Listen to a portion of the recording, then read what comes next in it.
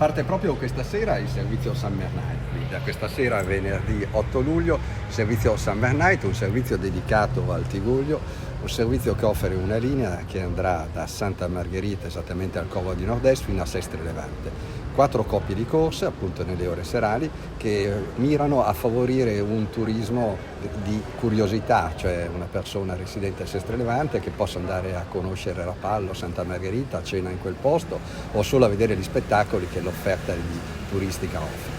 Un servizio nuovo, non c'era gli anni scorsi, un servizio costruito grazie alla richiesta e grazie alla collaborazione di 6 comuni che si sono accordati fra di loro anche per fornire questo servizio e che io credo che possa essere un po' un uovo di Colombo, quindi un servizio a cui non si era pensato ma che certamente intercetterà una domanda molto forte. AMT è disponibile quando ci sono queste iniziative, è disponibile a progettarla, a lavorare assieme col territorio per fornire servizi che siano delle aree risposte a reali esigenze. L'offerta di mobilità territoriale integrata che propone questo servizio ha un'identità precisa e nuova, che è quella di consentire alle persone di trascorrere la prima serata, non necessariamente nel loro comune, ma anche nei comuni vicinali, semplicemente per andare a fare una cena o per partecipare a uno spettacolo, a una manifestazione. Quindi è veramente un'occasione di vivere insieme l'intero Tigullio. Linea 999, grandissima collaborazione con i comuni limitrofi, un Tigullio unito, quindi dietro questo progetto che io ritengo utilissimo, colgo l'occasione di ringraziare tutti i colleghi, vedo anche un messaggio politico, consentitemi, quella di unione del territorio.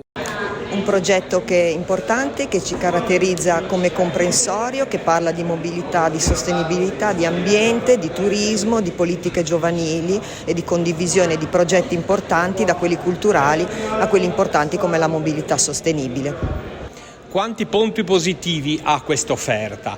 Primo, mette in sicurezza tutti coloro che viaggiano sulle strade del Tigullio. 2, da genitore consente di sapere che i figli sono affidati ad autisti consapevoli e che quindi sono tranquilli e possono tornare a casa dopo una notte di divertimento.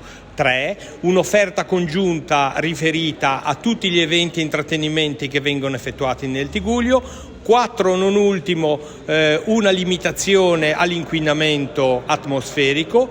5, perché no, anche un uso razionale dell'auto e del mezzo pubblico con cui si trasmette. Quindi perché non aderire a Summer Nights? Direi che è veramente una proposta molto intelligente e molto utile per il nostro territorio.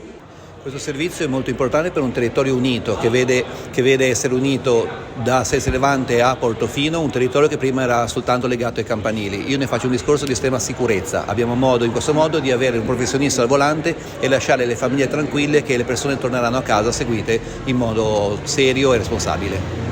Mobilità sostenibile e sinergia tra i comuni sono 2 temi essenziali non solo per l'amministrazione ma anche per i cittadini. Replicando il metodo utilizzato per Tigullio Capitale della Cultura, facendo rete, facendo sistema, si è dimostrato che è il modo migliore per ottenere risultati da tutti i comuni.